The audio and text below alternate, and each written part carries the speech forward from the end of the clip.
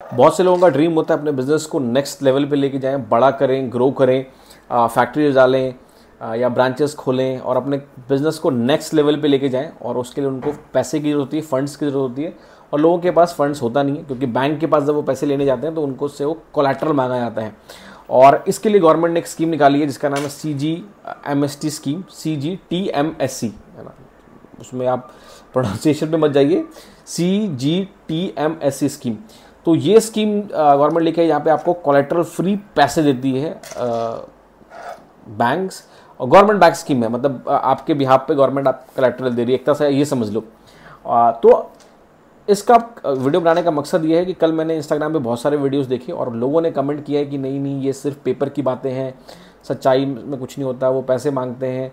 तो इस रिगार्डिंग आज मैं अपना पर्सनल एक्सपीरियंस बताने वाला हूँ कि क्या ये स्कीम है, इस स्कीम के फ़ायदे क्या हैं, नुकसान क्या हैं, सारी बात करेंगे। तो अगर आप बिजनेस ओनर हैं वीडियो को पूरा देखिएगा, चैनल को सब्सक्राइब करिएगा, यहाँ पे हम पैसों के रिलेटेड बात करते हैं। सबसे पहले ये स्कीम बेसिकली है क्या? ये स्कीम ऑनलाइन आप जाओगे तो 2000 में दिखा रहे हैं स्टार्ट हुआ, बट मेरे ख्याल से 2020 या 2022 में स्टार्ट हुआ था। मिनिस्ट्री ऑफ MSME के द्वारा खोला गया है। और ये क्या है, फर्स्ट टाइम फाउंडर के लिए है, जो वुमेन एंटरप्रेन्योर है, नॉर्थ ईस्टर्न के जो कंपनीज हैं उनको, नॉर्थ ईस्ट इंडिया के जो कंपनीज हैं उनको ज़्यादा फेवर दिया जाता है। दूसरा SC/ST कैटेगरी के आप हो तो आपको कुछ % का एक्स्ट्रा डिस्काउंट मिलता है लोन्स वगैरह में। लोन की जो अमाउंट है पहले 5 करोड़ तक था, अब मेरे ख्याल से बढ़ा करके 10 करोड़ के आसपास कर दिया गया है। प्लांट्स वगैरह के लिए 150 करोड़ तक पहुंचा दिया गया है। इसमें क्या है, आपको थर्ड पार्टी गारंटी की ज़रूरत नहीं है, कोलैटरल की आपको ज़रूरत नहीं है, जो कि सबसे बड़ी बात है क्योंकि इंडिया में बहुत से लोगों के पास कोलैटरल नहीं होता। कुछ लोग क्या करते हैं, दे ग्राइंड बिजनेस खड़ा करते हैं, करोड़ 1 करोड़ 2 करोड़ के पास लेके आते हैं और उसके बाद जो है और एक्स्ट्रा जो पैसे चाहिए होते हैं उनके पास पैसे होते नहीं हैं, तो उसी पे वो स्टक हो जाते हैं। तो ये स्कीम गेम चेंजर कैसे है, सबसे पहले उसके बारे में बात करेंगे। सबसे पहले गेम चेंजर इसलिए कि ये बैरियर जो है, एंट्री बैरियर ब्रेक करता है स्मॉल एंटरप्रेन्योर्स के लिए। मतलब अगर आप ने कोई बिज़नेस स्टार्ट कर दिया, आपको पैसे की ज़रूरत है, तो बहुत से लोग वहीं रुक जाते थे, वो बैरियर लग जाता था क्योंकि पैसे उनके पास होते नहीं थे, उनके पास कोलैटरल होता नहीं था, किसी भी हालत में जो है वो उनके पास फंड से नहीं होते थे। और इंडिया जो है कैपिटल इंटेंसिव मार्केट है, कैपिटल स्ट्राइविंग मार्केट, मतलब क्या कहते हैं ना, कैपिटल इंडिया में लोगों के पास है नहीं इतने सारे पैसे लगाने के लिए, तो उनके लिए बड़ा जो है दिक्कत हुआ करता था। अब उनके लिए बड़ा आसान हो गया है, आपको अप टू 5-10 करोड़ रुपीज़ जो है कोलैटरल फ्री मिल जाता है। दूसरा क्या है कि ये रिस्क टेकिंग को जो है इनकरेज करते हैं, आपको रिस्क लेने के लिए आपको इनकरेज करता है कि भाई चलो आपको कोलैटरल देने की जरूरत नहीं है, गवर्नमेंट आपको बैक कर रही है, गवर्नमेंट आपके अब यहाँ पे कोलैटरल दे रही है, तो आप जो है रिस्क लेना स्टार्ट करिए एंड बिजनेस में कुछ करिए।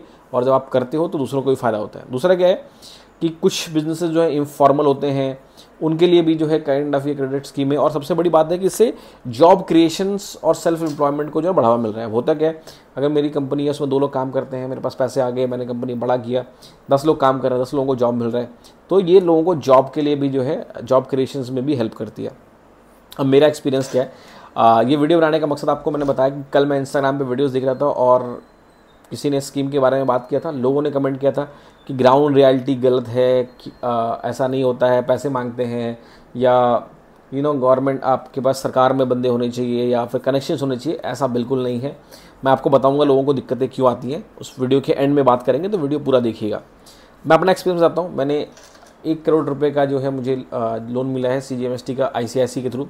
मैंने अप्लाई कैसे किया, मैं बहुत दिनों से काम कर रहा हूँ और बहुत से अलग अलग कंपनीज से मेरे पास ओवरड्राफ्ट फैसिलिटीज़ थी, तो वो लोग आए मेरे पास एज एन रूटीन मीटिंग के लिए और उन्होंने बोला सर आपको फंड्स वगैरह की ज़रूरत है। तो मैंने बताया कि भाई हमारे पास ऑलरेडी है फंड। तो उन्होंने बोला आप 18% 19% पे क्यों लोन ले रहे हो, है ना, ओवरड्राफ्ट फैसिलिटी हम आपको देते हैं 13% पे और कोलैटरल की भी ज़रूरत नहीं है। मैंने कहा ठीक है भाई दे दे। तो उन्होंने कहा कि आप 5-7 जगह से पैसे आप लेते हो, हमारे पास आपकी बैंक नहीं करता, आप हमसे ले लो। डॉक्यूमेंटेशन क्या लगा, BR प्राइवेट लिमिटेड कंपनी, मतलब हमारी जो कंपनीज़ हैं वो प्राइवेट लिमिटेड है, तो स्टैंडर्ड डॉक्यूमेंट्स जो हैं KYC हैं, ITR हैं, जो जितने भी फॉर्मेलिटीज। अब क्या होता है कि क्योंकि हमने ऑलरेडी दूसरे ब्रांचों से बैंक, दूसरे NBFC से और बैंक से पहले पास्ट में लिया हुआ लोन, तो हमारे पास सारे डॉक्यूमेंट्स जो है रेडी होते हैं। और अगर आप बोलेंगे तो मैं किसी वीडियो में बता दूंगा वो क्या क्या डॉक्यूमेंट्स चाहिए एक्चुअली बिजनेस वालों को, डॉक्यूमेंट्स क्या क्या रेडी रखने चाहिए। और वो एक्चुअली बहुत स्टैंडर्ड है, बहुत कॉम्प्लिकेटेड नहीं है, बेसिक सी चीज़ें हैं। मैं बताता हूँ मैंने क्या क्या दिया था। हमारे पास सारे डॉक्यूमेंट्स जो हैं कंपनी के प्राइवेट लिमिटेड के जितने भी डॉक्यूमेंट्स होते हैं, दोनों जितने डायरेक्टर्स हैं उनके KYC, share holding certificate, MSME certificate, electricity bill, हमारे ऑफिस के डॉक्यूमेंट्स, क्योंकि हम बी ओन द ऑफिस तो उसके डॉक्यूमेंट्स, हमारे घर के डॉक्यूमेंट्स, हमारा पर्सनल ITR, हमारा GST फाइलिंग, तो ऑलमोस्ट लेटेस्ट हमने 3 साल का दिया। बैंकिंग, हमारे बैंक के जो भी बैंक स्टेटमेंट्स हैं वो सब कुछ उनको लगता है।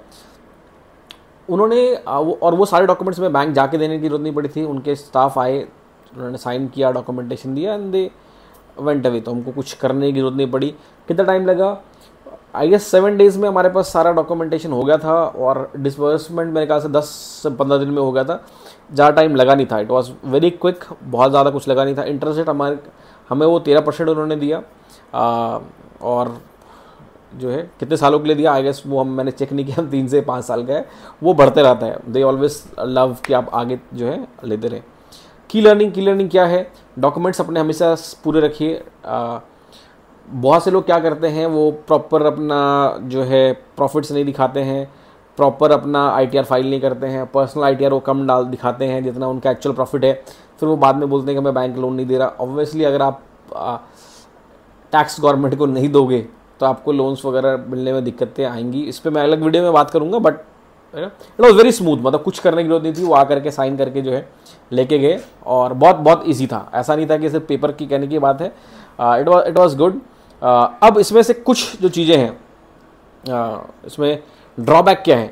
ड्रॉबैक ये है कि पहली बात तो आपको बैंक्स जो है अपफ्रंट बताती नहीं है कि आप सीजीएसटी स्कीम से लोन ले लो। वो जनरली अपने जो स्टैंडर्ड उनके 17-18% वाले लोन है वो आपको पिच करना चाहती है, वो आपको इस स्कीम के थ्रू लोन नहीं देना चाहती है। वो सामने से नहीं बताती है ना, आपको बताना चाहिए, क्योंकि वो बैठे हुए थे, उनको पता था कि हमें लोन का एक्सपोजर है, तो एंड उनको भरोसा था कि हम उनके लोन चुका देंगे। इसलिए जो है जनरली जिनको लगता है जो लोग चुका नहीं पाएंगे तो वो कोशिश करते हैं कि वो टरका दे लोगों को, या फिर लोगों को जो है ना दे लोन। दूसरा क्या है कि जैसे मैंने बताया, लोगों के पास डॉक्यूमेंटेशन पूरे नहीं होते हैं। वो क्या करते हैं, कुछ चीज़ें उनकी आधी अधूरी रहेंगी। रेंट एग्रीमेंट्स है तो घर में खोल रखा है, तो अपने माँ बाप से उन्होंने रेंट एग्रीमेंट नहीं बनवा रखा है। ITR वो प्रॉपर फाइल नहीं करते हैं। अगर दूसरी डायरेक्टर उनकी वाइफ है तो वाइफ का ITR वो फाइल नहीं करते हैं। सैलरी वो टाइम पे प्रॉपरली नहीं डालते अपने अकाउंट में, और GST वगैरह ढंग से फाइल नहीं करते हैं। जितना एक्चुअल स्टॉक है वो प्रॉपर बिल पे नहीं खरीदते हैं। वो थोड़े पैसे बचाने के चक्कर में जो है ये सब चीज़ें दिक्कतें करती हैं। तो ये थोड़ा सा जो है इशू आता है अगर आप वो नहीं करोगे। और सबसे बड़ी जो बात है, सबसे बड़ा जो दिक्कत है इसमें है, वो ये है कि बैंक कोशिश करती है कि एक बार आपने इनका लोन ले लिया तो आप दूसरा लोन ना लो, तो they will try to ask कि भैया आप दूसरा लोन मत लें, और आपसे वो एग्रीमेंट वगैरह साइन कराएंगे। अब इंडिया में लोगों को इजीली क्यों नहीं मिलती है, मैंने आपको बता दिया। एक तो अवेयरनेस नहीं है लोगों के अंदर। दूसरा क्या है कि लोगों के पास GST डॉक्यूमेंटेशन नहीं होती है। दूसरा क्या है कि बैंक थोड़ा सा डर के रहना चाहती है कि भाई, क्योंकि बहुत से लोग खास करके रूरल इंडिया में ना चुकाते नहीं है। दूसरा क्या है कि बैंक कोशिश करती है कि भाई आपको गारंटेड वाला लोन दे दे ताकि वो भी सेफ रहे। अब क्या करना चाहिए? सबसे पहले तो आपका सिविल अच्छा रखिए, मेक श्योर करें कि कोई भी लोन कभी भी डिफ़ॉल्ट ना करें। अगर आपको कहीं से हायर इंटरेस्ट रेट पे लोन उठा करके या किसी से पैसे उठा करके भी बैंक को पैसे देने हैं, मेक श्योर करें कि कभी भी अपना लोन डिफ़ॉल्ट ना करें। वैसे तो कहीं भी डिफ़ॉल्ट ना करें, अगर आप किसी से पर्सनली भी पैसे ले रहे हो तो मेक श्योर कि you never default on a loan. Business plan या प्रोजेक्ट रेवेन्यू, वो सब चीज़ें आप रेडी रखें। जब आपसे कोई पूछे कि आप क्या करने वाले हो, you must be very clear कि आप क्या करने वाले हो, पैसे किस चीज़ के लिए इस्तेमाल करने वाले हो। फाइनेंशियल रिकॉर्ड्स हमेशा रेडी रखिए, टाइम पे भरिए। अगर 30 सितंबर तक आपको ITR भरना है तो 30 सितंबर से पहले, मतलब अगस्त में ही कोशिश करिए भर दिया जाए, जैसे पोर्टल खुले। डॉक्यूमेंट हमेशा पक्के रखने हैं, है ना, टैक्स नहीं बचाना है और डॉक्यूमेंटेशन पक्के रखने हैं। इनकम प्रूफ, ट्रांजेक्शन्स, कैश में जितना कम हो काम करना उतना पसंद है, क्योंकि हम लोग कैश में बिल्कुल भी काम नहीं करते, विच इज़ गुड। अब ऑब्वियसली बात है, कुछ अगर दुकानदार वगैरह हैं तो वो क्या करते हैं, जो कैश के पैसे हैं वो खुद खर्च कर लेते हैं, उसे अकाउंट में नहीं जमा करते। तो जब भी आपका कैश के पैसे हैं, ट्राई करें अपने अकाउंट में डाल लें। And make sure you have a good repo with your bank. RM अगर आपके पास अच्छी बैंकिंग है, आप अच्छा टर्नओवर कर रहे हो, तो आपके पास रिलेशनशिप मैनेजर होगा, उससे बात करें। अब कहने का मतलब क्या है कि you should be very aware about it, इस स्कीम के बारे में। आप एक ट्रैक रिकॉर्ड अच्छा रखिए। अगर आपको लोन वगैरह के बारे में और जानकारी चाहिए तो मैं अगले वीडियो में बता दूंगा, एक स्पेशल वीडियो लोन्स के बारे में बता दूंगा। अगर आप यहाँ तक वीडियो देखा है तो नीचे कमेंट करें लोन, और मैं अगले वीडियो में एक लोन के ऊपर प्रॉपर एक अच्छे से वीडियो बनाऊंगा, लंबा चौड़ा। वीडियो को लाइक कर दीजिएगा, चैनल को सब्सक्राइब कर दीजिएगा। अगले वीडियो में फिर से बात करते हैं।